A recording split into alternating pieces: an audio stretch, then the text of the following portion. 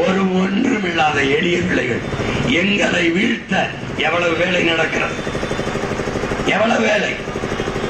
அதிமுக காரர்களிடத்திலே போய் நீங்கள் ஓட்டை போட்டு சீமானை வளர விட்டு விட்டீர்கள் என்றால் அடுத்து உங்களுக்கு போட்டியாக வந்துள்ளார். பிஜேபி நீங்கள் உங்கள் ஓட்டை அவருக்கு போட்டீர்கள் என்றால் உங்களிடம் காலியாகிவிடும். இப்போதே பெரியாரை பேசிவிட்டு பெரியார் மண்ணில் அவருக்கு அதிக ஓட்டு விழுந்தால் என்ன? அதனால் நோட்டாவுக்கு கூட போடுங்கள், மைக் சின்னத்துக்கு போட்டு விடாதீர்கள். இப்படி ஒரு கட்சி உலகத்தில் எங்கேயாவது இருந்ததுண்டா என்று பாருங்கள். நீங்கள் தான் பெரிய கட்சி ஆயிடுச்சு, அதிகாரத்தில் இருக்கிறவர்கள் ஆயிடுச்சு. இந்த சின்ன பசங்களுக்கு பயந்து நடுங்கி 1500 காசை கொடுத்து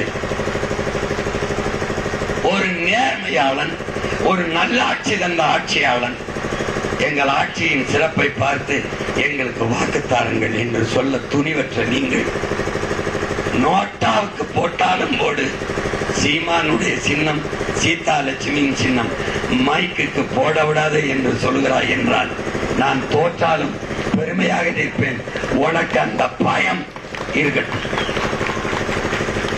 இன்றில்லை என்றாவது ஒரு நாள் நான் வெல்லுவேன். உங்க கூட்டத்தை என்ன பண்ணுவேன்னு அன்னைக்கு நீ பாரு. நான் பெரியாரை பத்தி பேசிட்டேங்க இல்ல, என்னை தானே திட்டிட்டு இருக்க. இதே மாதிரி நின்று பெரியார் இந்த மண்ணுக்கு மக்களுக்கு நீ இவ்வளவு செஞ்சிருக்கார், பெரியார் இதையெல்லாம் பேசியிருக்கார், பெரியார் இப்படியெல்லாம் பேசியிருக்கார், பெரியார் இப்படியெல்லாம் மக்களுக்கு செஞ்சிருக்கார். இது ஏறி ஒரு நல்ல ஆத்தாள பொண்ணு பிறந்தவங்க பேசுறான். தெருநாய் மாதிரி அங்க நின்றுகிட்டு சீமா நின்று என்னை விட பெரியார் வந்து பெரியார் நீ பெருமையை பேசுறா. பெரியார் யாரு தெரியுமா? தெரியல சொல்றான். பெரியார் யாரு தெரியலட வந்து சொல்றா.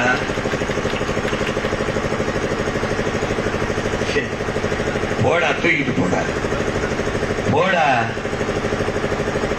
சும்மா இருந்தா நான் சும்மா இருப்பேன். சொல்லி விடு. என்ன மாடல்? திராவிட மாடல், திருட்டு மாடல். என்ன மாடலா? தந்துக்கு சத்து திருட்டு கொல்லி பிடிச்ச மாதிரி இருட்டுக்குள்ள நின்று காசை கொடுத்து ஓட்ட வாங்குற கூட்டத்துக்கு என்னடா திராவிட மாடல் வேண்டி கிடக்கு. திராவிட மாடல் எத்தனை நாளைக்கு இந்த வேலையை செஞ்சுவே நீ?